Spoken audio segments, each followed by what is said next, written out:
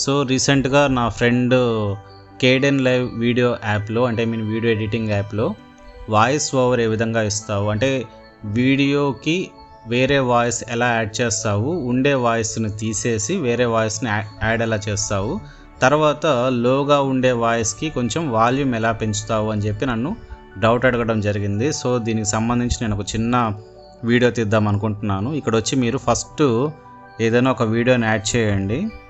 For example నేను mint new అని చెప్పి ఈ వీడియోని యాడ్ చేస్తున్నాను. ఓకే, తర్వాత వేరే వాయిస్, సో ఆల్రెడీ దీనికి ఒక వాయిస్ అయితే ఉంది, ఇది కాకుండా నేను వేరే వాయిస్ని యాడ్ చేస్తాను. ఫర్ ఎగ్జాంపుల్ నేను ఇక్కడ బ్యాక్గ్రౌండ్ ఒకటి యాడ్ చేస్తున్నాను, వాయిస్ ఓవర్ నేనేం తీసుకోవట్లేదు.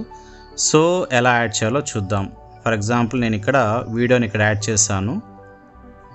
సో ఇక్కడ ఈ వీడియోకి ఈ వాయిస్ అనేది ఉంది. ఫస్ట్ దీన్ని ఏం చేయాలంటే రైట్ క్లిక్ ఇచ్చి అన్గ్రూప్ అని ఇవ్వాల్సి వస్తుంది. సో అన్గ్రూప్ అని ఇచ్చినప్పుడు వీడియో వేరుగా ఆడియో వేరుగా డివైడ్ అవుతుందన్నమాట. సో ఇక్కడ మనం ఆడియోని రిమూవ్ చేస్తాం. ఆ తర్వాత ఇక్కడ మనం వేరే ఆడియోని ఇక్కడ యాడ్ చేస్తాం. తర్వాత మీరు వాయిస్కి వీడియోకి సింక్ అవుతుందా లేదా చూసుకోవడం కోసంగా ఈ ఆడియోని అటు ఇటు జరపాల్సి వస్తుంది. సో ఇలా జరిపిన తర్వాత ఈ రెండింటిని షిఫ్ట్ పట్టుకొని వీటిని క్లిక్ చేయాల్సి వస్తుంది. ఓకే, షిఫ్ట్ పట్టుకొని క్లిక్ చేసినప్పుడు ఈ రెండు క్లిక్ అవుతాయి. తర్వాత వీటి మీద రైట్ క్లిక్ ఇచ్చి గ్రూప్ అని క్లిక్ చేయాల్సి వస్తుంది అనమాట. సో ఇలా గ్రూప్ అని క్లిక్ చేసినప్పుడు ఇది ఇండివిజువల్ ఫైల్గా రెడీ అవుతుంది. చూసారా?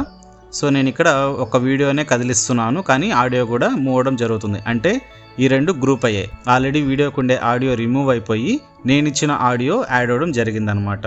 సో ఈ విధంగా యాడ్ చేసుకోవచ్చు. అండ్ ఇక్కడ మరొక క్వశ్చన్ ఏంటంటే ఆడియో వాల్యూమ్ కనుక లోగా ఉన్నప్పుడు వాల్యూమ్ ఎలా పెంచాలి అని చెప్పి అడగడం జరిగింది. సో ఇక్కడ వచ్చి ఆడియో మీద రైట్ క్లిక్ ఇవ్వండి. రైట్ క్లిక్ ఇచ్చిన తర్వాత ఇన్సర్ట్ అండ్ ఎఫెక్ట్ అని కనిపిస్తుంది.